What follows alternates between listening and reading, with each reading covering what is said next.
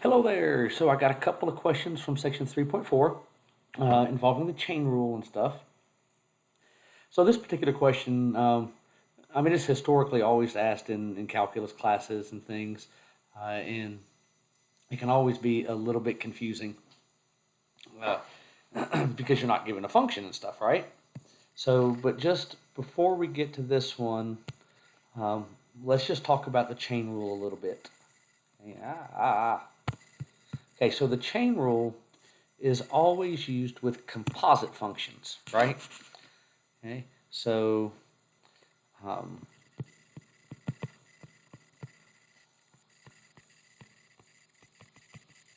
so chain rule used with composite functions.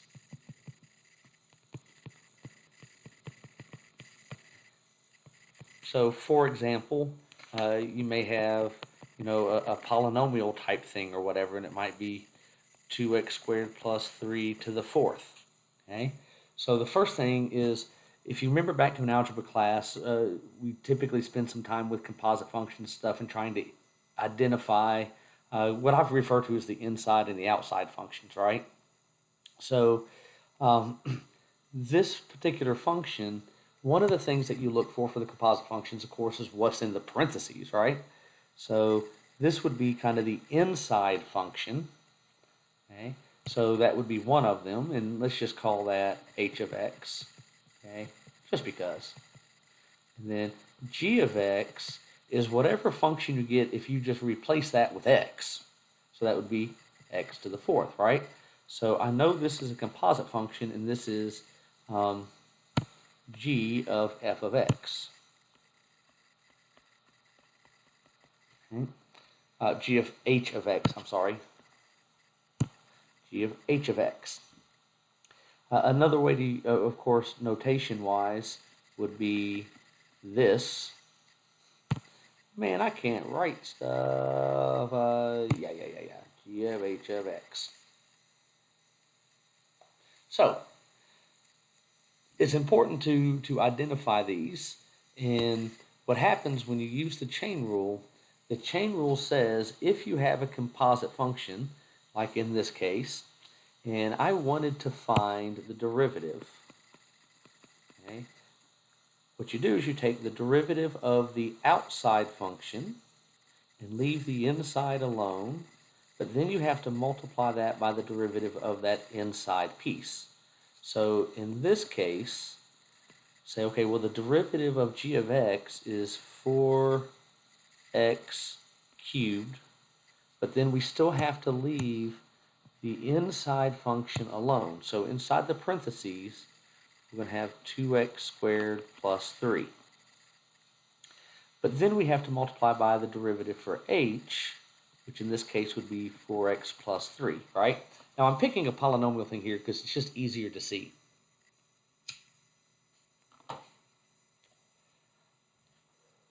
So this is what we're looking for. When we do the chain rule, we're looking for the inside pieces and the outside pieces and stuff like that, right? Now, here, it just explicitly gives you the values for all of the stuff that we're looking for. So let me erase this real quick so I can have some room. And we're trying to find the derivative of this composite function, right? And it gives us a bunch of information. Okay? So f of x is f composed with g. So you could think of it in a different notation. You could think of it like this, if it helps visualize stuff. Because the inside function is always the one that's on the right. Okay. Now, f prime, if I'm going to find the derivative of this, it's the derivative of the outside, and you leave the inside alone, times the derivative of the inside function, right? Okay, now, one at a time here, we just need to start making some substitutions. If, and of course, the other half of this is the g of x being the composition in the other direction. So the derivative of g prime of x is going to be g prime of f of x times f prime of x. So we're evaluating these things at 2. So I would take it a step at a time here. Don't try to do too much at once. Look at this. We want to evaluate that, and since we're looking at 2, the first thing to say is, okay, well, what is g of 2? Well, in the problem, it tells us that g of 2 is equal to 2. It says that right up here, right? So if I make that substitution, we're talking about f prime of 2 times g prime of 2. Now it also tells us that f prime of 2 is equal to 8, and that g prime of 2 is equal to negative 2, so that part would be negative 16. Now for the other function, we want to start off with this very much inside piece here, okay, the f of x. And again, we're evaluating these at 2. So f of 2, according to the problem, what was it? Was equal to 2 as well. Okay. So we need to make that substitution.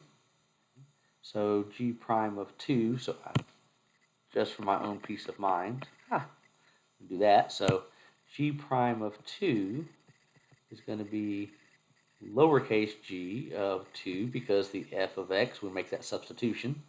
And then f prime of 2 would be 8 again.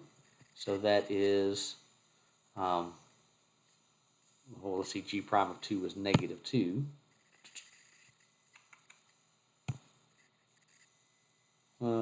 Let me write out the little step in between, because we're trying to do this. G prime of 2 times f prime of 2, and that would be negative 2 times 8. And so if we want to find the sum of those two things, that's just going to be negative 32.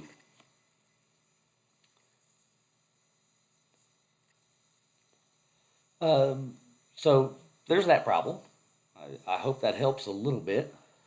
Okay, but sometimes I think the chain rule makes a little bit more sense visually and stuff when I think of it in this notation instead of the other composition notation. Right, now the other chain rule question we got was about finding the second derivative, and we have this trig function. So we want to find the derivative of this.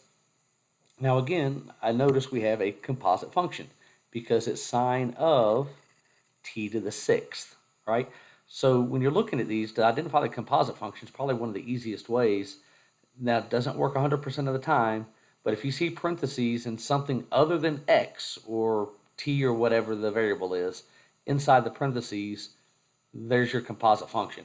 So this t to the 6th, that's kind of the inside function. Okay, so that would just be t to the 6th, and then sine of t would be our outside function. And I can't spell outside. That's why I'm a math geek and not an English geek, okay? So, f prime of t.